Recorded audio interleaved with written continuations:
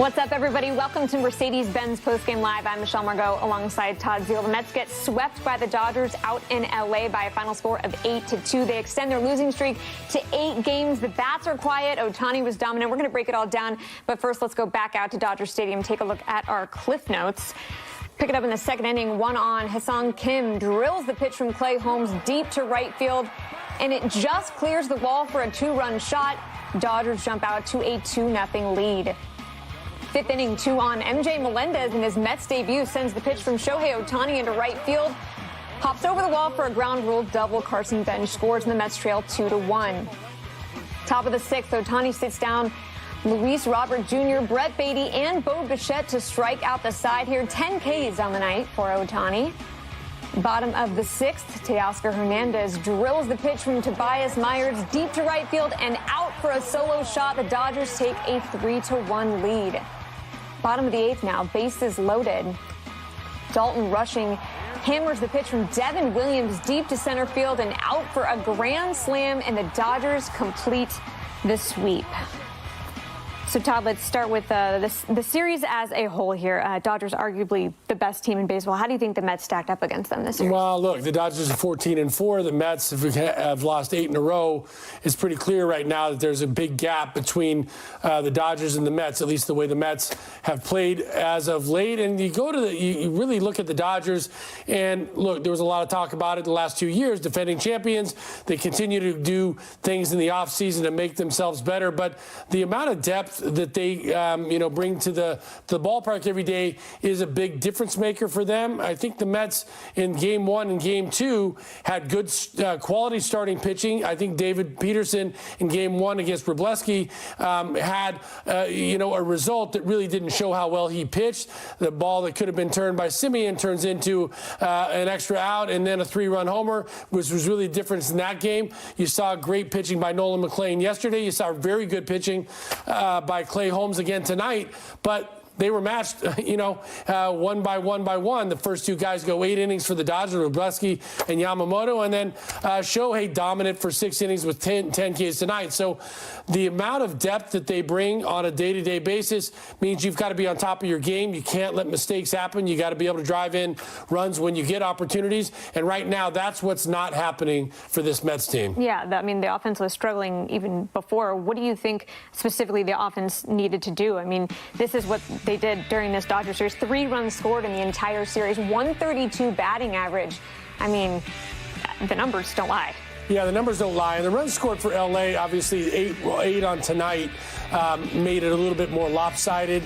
And as I said, the 3-run homer by Paez in Game 1, that's, another 3 runs that may have made this a little bit more evenly matched. And that's why I said it was evenly matched in a lot of ways, at least regards to the fact that the Mets had good starting pitching. That is probably the bright spot of this series. What is the glaring issue right now is the Mets are not able to put up runs and not able to drive in runs. They're not putting rallies together. Some of the at-bats, as we've talked about, look a little bit in between, a little bit jumpy in motion in times.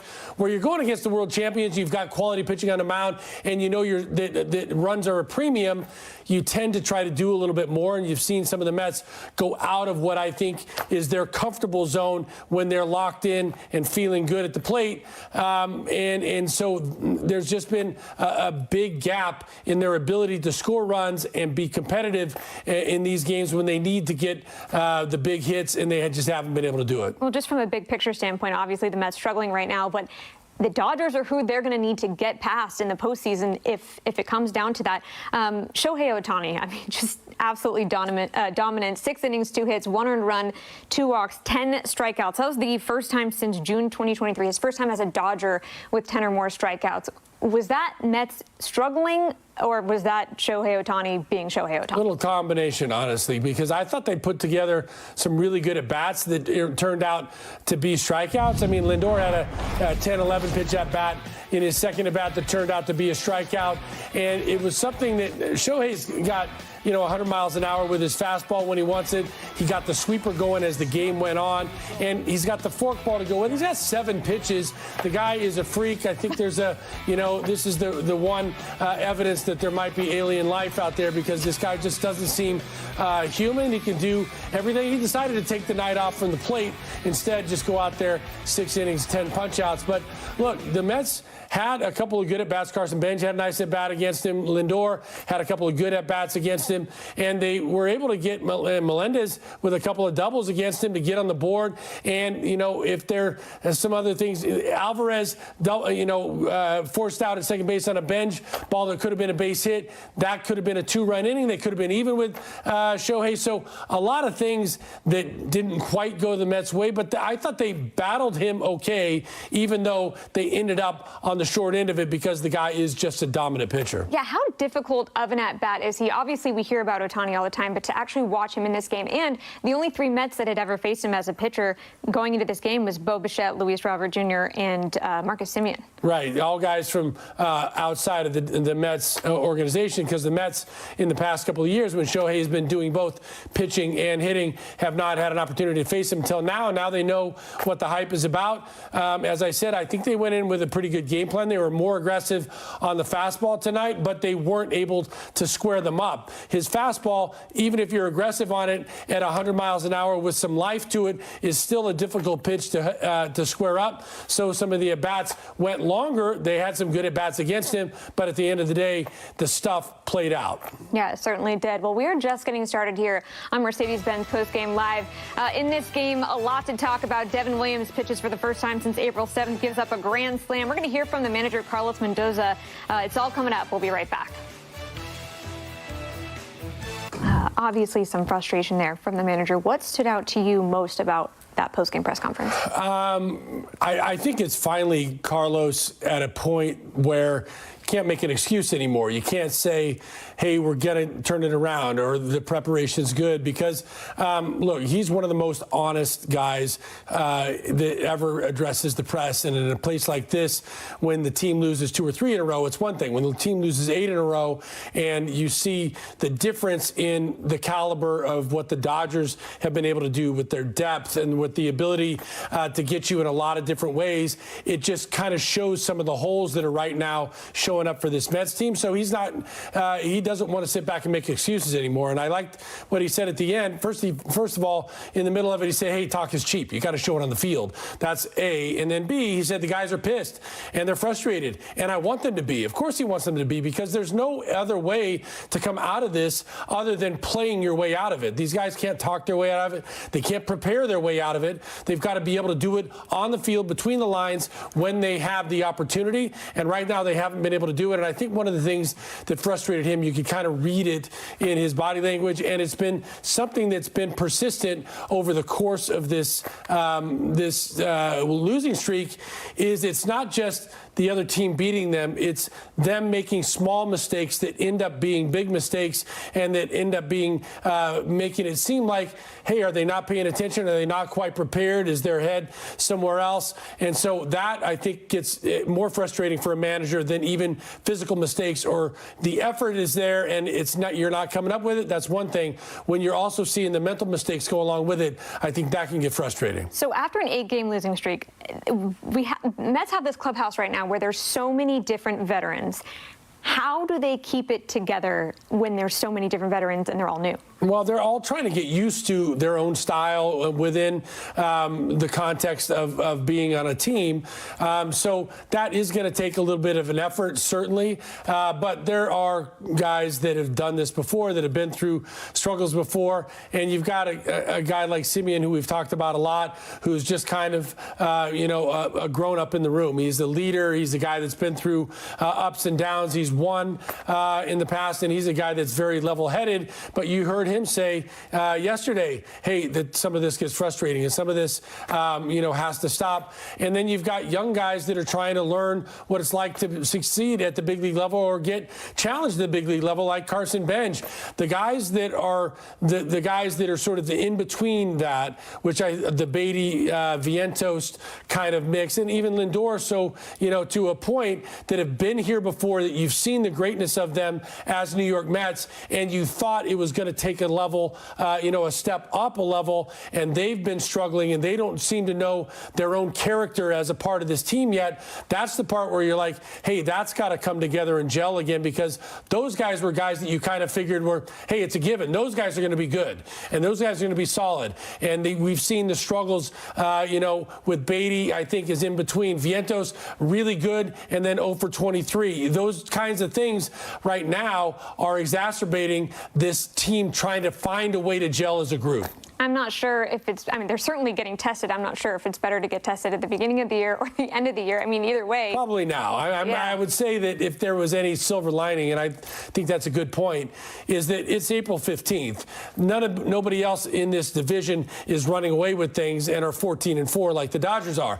That said, you're running out of time. You're going to go play a Cubs team that's still a good team. It's not the Dodgers. Maybe that lifts them a little bit, but you've got to get some wins on this road trip before you get back here to Citi Field. But you're also trying to figure out your identity, and for this to happen while you're trying to figure that out with so many new guys is just such a challenge. But coming up next, the Mets lose 8-2 in LA. They get swept by the Dodgers. They struck out 14 times in this game. We're going to hear from Bo Bichette, who's one of the guys who did get a hit. You're watching Mercedes-Benz Postgame Live. Stay with us.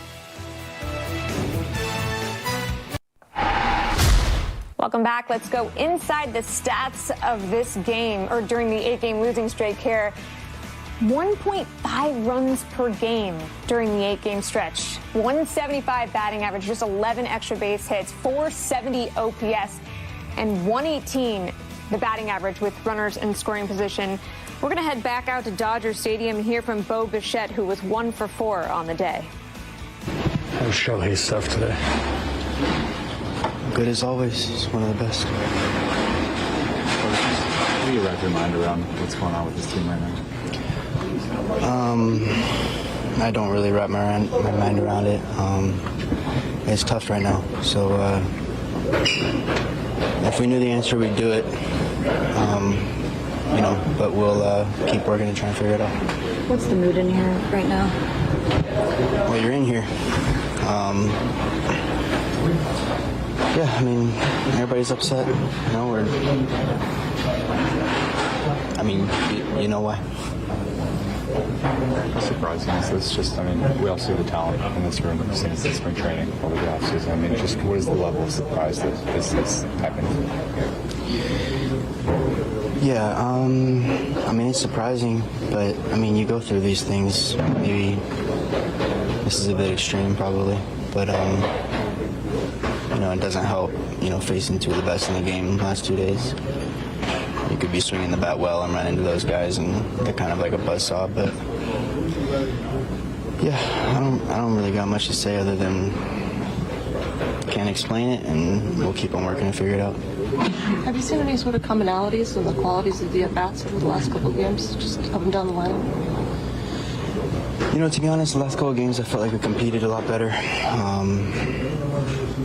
At the end of the day, the mindset to compete, I don't really care what the at-bats look like, as long as we're in there fighting. Just two great pitchers that beat us. Obviously we got to be better, but I think the commonality is two great pitchers. So that's interesting. He said that he felt like they competed better the last couple of games. What's your assessment on that? I said the same thing. I said that there was some things that you could take away from it that were good competitive at-bats, both against Yamamoto and against Ohtani tonight. The difference is that they got great pitching performances by their guys as well, with Clay Holmes tonight and Nolan McLean last night. And the difference is the big clutch hits, the couple of big clutch hits, and the Dodgers were able to come up with those to get over the top, and the Mets were not. The Mets had a couple of opportunities last night. They didn't have a lot of opportunities opportunities tonight. They had a couple tough plays, as I said, the Alvarez play, and then that turns that inning to just a 1-run inning, which could have been a 2 or 3-run inning. So you don't get a lot of opportunities when you got great pitchers on the mound. And I agree with him that there was a lot of compete there. There's just not the results coming with the compete yet, and that's what they have to put together, because at the end of the day, this is a results-driven business. You've got to drive in runs, you got to score more than the other guy, and you got to win more games than you lose to be able to stick around in this game, and that's what that has to change going forward. It sounds simple, but you're absolutely right. You mentioned Clay Holmes, so we'll talk pitching. Clay Holmes threw 5 innings, allowed 4 hits, 2 earned runs, 1 walk, struck out 4, threw 88 pitches, improved his ERA to 1.96. Clearly, hamstring not an issue anymore, at least knock on wood. So let's go back out and hear from the starter out in LA. How'd you feel out there? I feel like I got better as the game went on. There's pitches early that kind of weren't the best, and obviously the defense picked me up. But I feel like I kind of settled in and started making some good pitches. Obviously the pitch there that went for a homer, probably just got a little too comfortable, with the sinker in zone there, and he made me pay. But I feel like I got stronger, and just wish I could have maybe held him a little less there. I think it does what the team's going through right now. 8 in a row, and not scoring a lot of runs and such. How do you deal with this? Yeah, I mean, it's one of those things where I don't think you can look around and point fingers. It's not just the offense. Sometimes it's going to happen, and as pitchers, we got to be better and win games. Obviously, tonight I wasn't good enough, so I think it's you got to look to win games as a team. You lose them as a team. It's not just one person, one side of the ball. But I think everybody knows it's once we get going, it's we're going to be good, and there's going to be a lot of momentum. It's just getting the ball rolling here. It's been tough here lately, but there's a lot of confidence in the people in here, and I think we're going to get it going here. How does a team, the roster this talented, lose 8 in a row? It's a good question. It's baseball. I think if we had an answer, I don't think we definitely don't want to be in this spot. It's just one of those things. Sometimes things just, when you're pitching, you're maybe not hitting, and you go on those stretches where it's tough. But like I said, I think there's no pointing fingers. I think everybody's got to take it upon himself to do what you got to do to help the team win. There's pitching. You can always pitch better. I think that you just got to go out and have that mentality that we're going to win no matter what. If we got to win 1-0, we'll do it. If we win 12-10, we can do that too. So I think it's just you got to show up and figure out how to win. Like I said, there's a lot of belief in the room here, and I know we believe that once we get this thing rolling, that it's going to be hard to stop. But we just got to get the momentum going here. You mentioned belief. What is it specifically about this team that tells you guys can withstand a stretch like this and bounce back from this kind of low play? I mean, there's a lot of really good players in here. A lot of good pitchers, a lot of good hitters. We have a great defense. I don't think, it's what people have done in the past is way better than kind of what we're doing right now, and what we know we can do in the future. And so you can't just look at this, couple of games and say this defines us or this is who we are. There's a bigger, picture. As hard as it is in these stretches, there's a history, and there's also a future where we know we can go, and you got to take those into account too. And I think it still gives a lot of belief. So it doesn't make it any easier. You got to show up and put the work in and figure out how to do it together. It's a new opportunity. We'll come have the off day and show up, and it's another opportunity to kind of get it going. Do you think you guys need to, meet or do something on the off day tomorrow to try to reset a little bit here? I mean, probably going to get in pretty late here. I'm sure people will be resting up. A few day games coming up, so I think the big thing is kind of rest. You know, we've been doing things. People have been hanging out. We've had our dinners, and it's cool to see how guys are coming together. And sometimes it may take a little adversity to help speed that up, but that's definitely it's been happening, and it's fun to see. Has there been any addressing of this, like team-wide in this room? As far as what? Just like, you guys have your daily meetings, but is anything bigger in terms of addressing like how this has gone wrong and what you can do to fix it? There's a lot of conversations, whether it's small groups, one-on-one. Our team's been together, a couple times. It's one of those things where people are doing the right things, and it's easy to say that and do that, and we don't get the results. But I do think that just the way people are connecting and talking, and what we believe we can do is still there. It's not like people are hanging their heads or just don't want to show up to the field. You don't get that sense. So, like I said, it's just got to keep pushing here. So, Todd, you heard his assessment of his night. What did you notice about his start? Well, first of all, I want to say that anytime I listen to Clay, I think he's very thoughtful. I think he's very honest. And I think he had a couple of things to say that are a little bit different about the fact that there's been a past. They think there's a future, and they've got to find a way to get to there. But about him personally, I thought it was interesting to listen to him say that he thought he started off a little bit rocky and then got better as the game went on. And I noticed that he had real heavy, his normal sinker usage before the home run to Hyesung Kim. And then after that, the sinker usage went way down, but look at that sweeper went way up. He obviously started feeling like the sweeper was an effective pitch for him.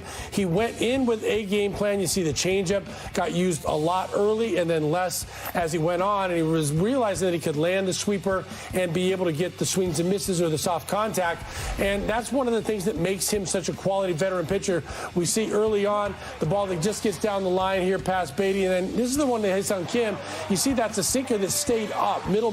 Usually he's got really late dive on it. So after that, he started going to the secondary pitches, gets a strikeout right there with Muncy on the curveball, and then the sweeper back-to-back in here. He goes very, very good, tight sweepers right there, inside, outside, and then once again down. 3 sweepers in a row to strike out there, and then the good changeup to get Hyesung Kim his next time at bat. So I thought it was a good performance from the perspective of he gave you innings, he gave you an opportunity to win, but you also saw why Clay Holmes, I think, is such a quality starting pitcher, is he recognized that something wasn't working well for him early on, and he was able to adjust his game plan to go after arguably the best lineup in all of baseball and still be effective. You took the words right out of my mouth. To make an in-game adjustment against the Dodgers, no less, and still be effective is so impressive. Well, still to come here on Mercedes-Benz Postgame Live. The Mets just finished a stretch of 9 straight games heading into the off day. We're going to look ahead to the Chicago series, and it was Jackie Robinson Day. We're going to hear from Mendy on that. We'll be back after the break.